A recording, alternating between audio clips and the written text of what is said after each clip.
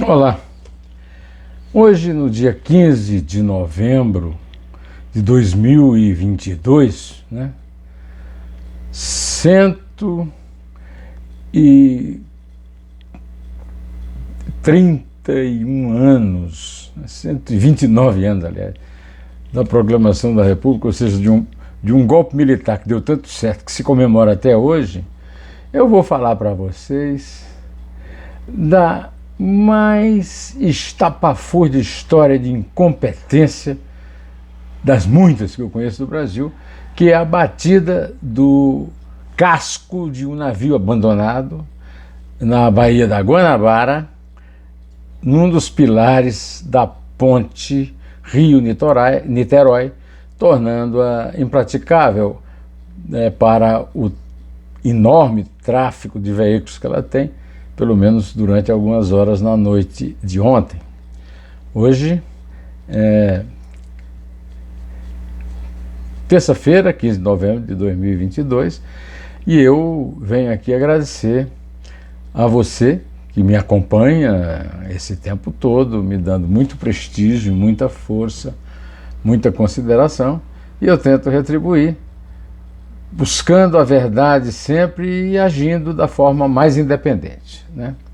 Além dessa história do navio graneleiro, vamos ter também a história do presidente eleito Luiz Inácio Lula da Silva, pegando uma carona no jato de um empresário bastante citado em controvérsias, né? Temos também o emprego que o presidente do partido no qual Bolsonaro foi candidato para a reeleição e perdeu, lhe está pagando o salário idêntico ao dele. E vamos também tratar da confusão que está havendo em Nova York, que eu já abri o último vídeo, com alguns ministros do Supremo e patrioteiros bolsonaristas. Bom, vamos ao primeiro assunto. Vamos à notícia. O navio graneleiro São Luís estava ancorado na Baía da Guanabara desde 2016, ou seja, há 6 anos, foi levado pelo vento e se chocou contra a estrutura da ponte Rio-Niterói, perto de Niterói, no começo da noite da segunda-feira 14. Não houve feridos, pois a embarcação estava vazia. A Marinha investiga o acidente. Acidente? A Marinha investiga alguma coisa? Ora, meus amigos, a hora da tragicomédia já passou faz algum tempo, né? A eleição já foi resolvida, os militares perderam a sua tentativa de golpe e não precisa mais ficar defendendo a Marinha com esse tipo de notícia, né?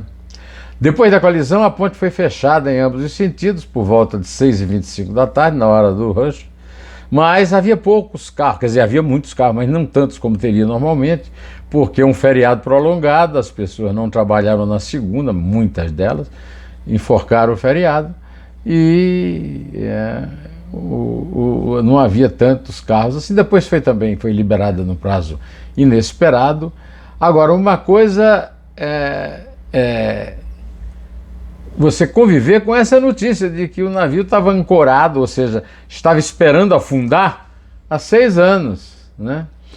E em 2018, o jornal O Globo do Rio fez uma alerta na sua edição sobre esse navio e sobre o seu destino incerto. O destino incerto se realizou. Eu quero saber se depois dessa investigação a Marinha vai providenciar alguma forma de afundar esse casco, essa sucata.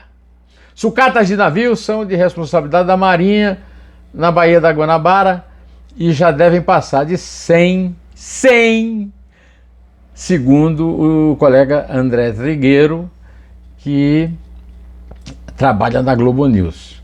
O que ele chamou de lixo náutico de um cargueiro deve ser, ele não falou isso, mas eu acrescento aqui, a vingança do deus Netuno, o deus dos mares, com essa sujeirada que está lá, sem navios, sem ferrugem. Então o Netuno não deve estar muito satisfeito, né? Temos até uma discussão sobre isso daqui a pouco, né?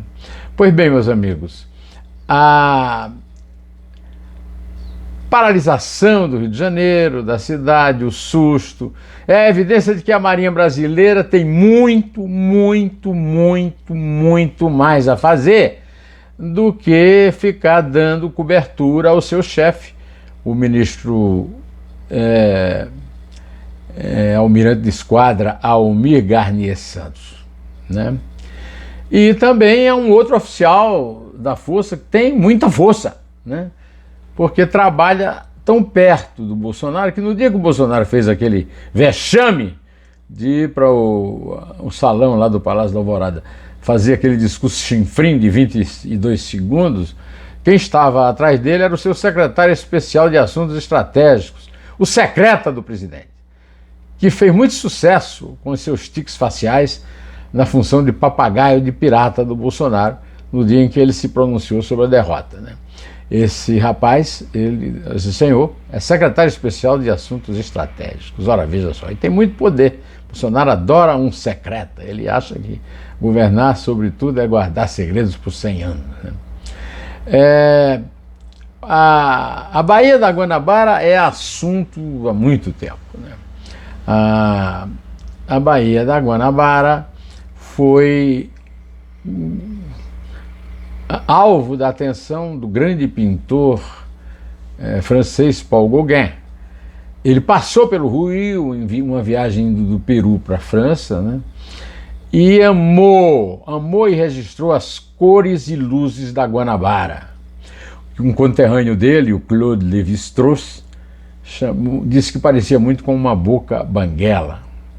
Eu tenho uma lembrança melhor da Baía da Guanabara. Essa lembrança foi que eu fui com meu amigo Zusa, Homem de Melo, inesquecível amigo, de lembrança sempre querida, assistir um musical chamado Red, Hot and Blue, né? Vermelho, quente e azul, de Cole Porter, né? E tem uma canção chamada It's the Lovely, que registra o fascínio do compositor quando ele viu a costa de Copacabana ali, no Flamengo e tal, na Baía da Guanabara. Nós vimos esse espetáculo musical naquele centro cultural, né, Franklin Roosevelt, desculpe, Abraham Lincoln, né? E a canção é belíssima, é um clássico, né? Recentemente eu cheguei a escrever sobre os bordados de uma vítima da Marinha Brasileira, o almirante João Cândido Felisberto. O almirante não, o sargento João Cândido Felisberto é chamado de almirante negro porque foi ele que liderou em 1910 uma revolta contra os métodos de repressão usados pela Marinha, que eram a chibata. Davam chibatadas em marinheiros indisciplinados, né? Tem o jornalista, grande escritor do modernismo, Oswald de Andrade, paulista, escreveu, foi publicado num livro dele chamado Um Homem Sem Profissão, sobre as ordens de mamãe, de 1958, que a revolta de 1910 teve o mais infame dos desfechos.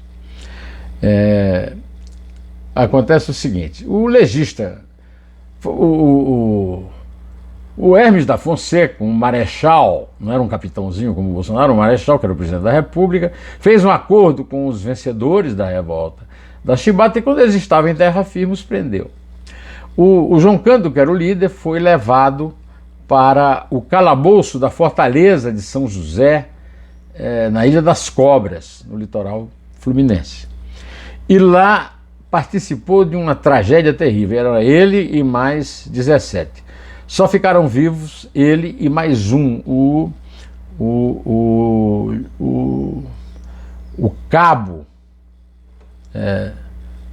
Era uma história de Joãos, o cabo João Albino. Não, João Albino é o grande escritor, né? Bom, de qualquer maneira, todos os outros 16 foram mortos asfixiados, porque era uma cela para 6 presos, e havia lá 18. 16 morreram, 2 sobreviveram, e o promotor militar João Pessoa acusou o capitão, o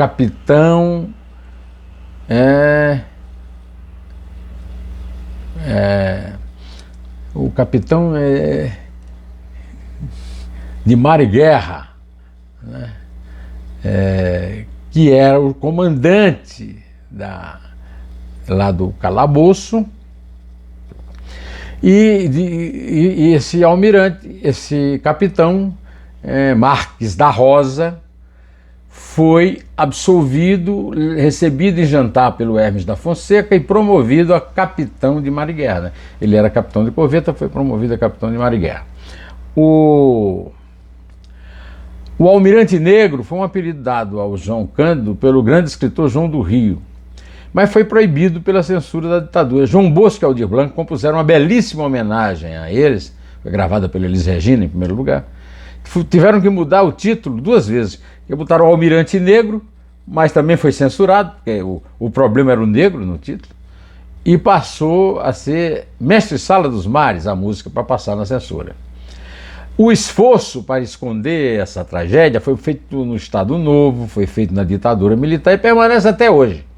Eu tive um trabalho danado para tomar essas notas, porque a história do século XX na Wikipédia da Fortaleza de São José da Ilha das Cobras tem 2, 3 parágrafos, enquanto que os outros séculos estão cheios de coisas. E não tem uma história dessa, né? Essa história é terrível. Ela foi comentada por mim porque eu fui ver a Bienal no fim do ano passado, a Bienal de Arte de São Paulo, e elogiei muito os bordados de João Cândido que foram apresentados na Bienal. É uma marinha da morte, né? Bom, mas vamos mudar de assunto, porque se trata agora de manter a democracia. E houve uma confusão danada lá em Nova York.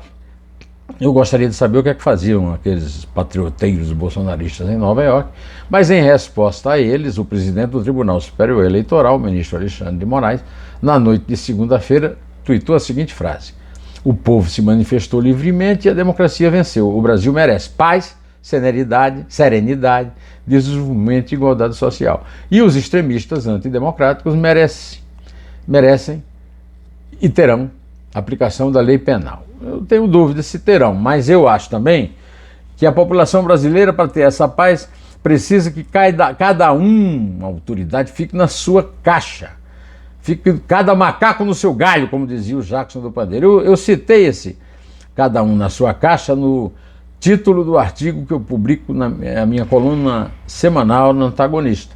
E você pode ler, está lá, desde domingo publicada, desde anteontem. Bom, meus amigos, o Bolsonaro receberá do Partido Liberal um escritório com assessores, carros à disposição e uma remuneração equivalente ao do presidente do partido, Valdemar Costa Neto. Segundo informações do colunista Lauro Jardim, do Globo, a cúpula do PL tem o consenso de que o valor que o presidente pode receber não pode ultrapassar R$ 39.293,32, salário do ministro do Supremo Tribunal Federal e o maior salário possível para um funcionário público no Brasil, e os recursos serão do fundo partidário. Você tinha alguma dúvida quanto isso? O Ministério Público pediu o afastamento imediato do diretor-geral da Polícia Rodoviária Federal, Silvinei Marques, por 90 dias. O pedido foi feito numa ação de improbidade administrativa protocolada na Justiça Federal do Rio de Janeiro. Na ação, a Procuradoria defende a condenação de Vasques em razão de suposto uso indevido do cargo com desvio de finalidade, bem como de símbolos e imagem da Polícia Rodoviária, com o objetivo de favorecer o candidato à reeleição, Jair Messias Bolsonaro. Olha aqui, o Gustavo Aras, por falar em Procurador-Geral da República, disse que o consignado do Auxílio Brasil é anticonstitucional, e porque permite o endividamento dos mais pobres. Há também um relatório produzido por uma área técnica do Tribunal Superior Eleitoral, identificando como irregularidade grave a doação de 660 mil feita feita ao Partido dos Trabalhadores pelo empresário José Seripieri Filho, fundador da rede Qualicop e dono da Saúde, que deu carona ao Lula para ir para Cairo agora para essa COP, né, o clima, né? O meu querido amigo Pedro Rogério, grande jornalista, grande repórter da TV e também grande escritor, escreveu para mim um WhatsApp dizendo: Lula errou 2 vezes. Primeiramente, não pedindo por meio do governo de transição que requisitasse um avião da Força Aérea para levá-lo ao Egito. Ele tem esse direito como presidente eleito. Há um decreto regulando isso. Segundo erro foi o de ter voado num avião privado, mesmo com a desculpa de que era carona, pois o anfitrião iria mesmo à conferência, né? Bom, antes de terminar, eu, como sempre faço, convidarei você, a quem eu agradeço muito o apoio, a ajuda e a audiência, a acompanhar a entrevista que eu publiquei sábado com o senador Renan Calheiros, exigindo punição para todos aqueles que cometeram crimes durante a eleição e não foram punidos por isso, entre os quais o Jair Bolsonaro, que deixará de ser presidente e passará a ser um cidadão comum a ser julgado nas primeiras instâncias das justiças do Brasil. E eu convido você para um 2 dedos de prosa emocionante, belíssimo, sobre o lindo, lindo, lindo livro da escritora carioca Luísa Seixas, prima do meu saudoso amigo, prima carnal do meu saudoso amigo Raul Seixas, e que fez um livro chamado O Buraco Escuro, em que ela contou os anos de caos que passou em casa com a mãe com Alzheimer. Eu também perdi minha mãe com Alzheimer, me emocionei muito, mas qualquer pessoa vai se emocionar com o livro, que é um relato simples, bonito, e está, de uma certa forma, reduzido no 2 dedos de prosa que eu editei ontem, porque não tive como gravar a entrevista antes do domingo, que é normalmente o dia em que eu ponho 2 dedos de prosa. Bom, vou ficando por aqui, direto ao assunto. Em té!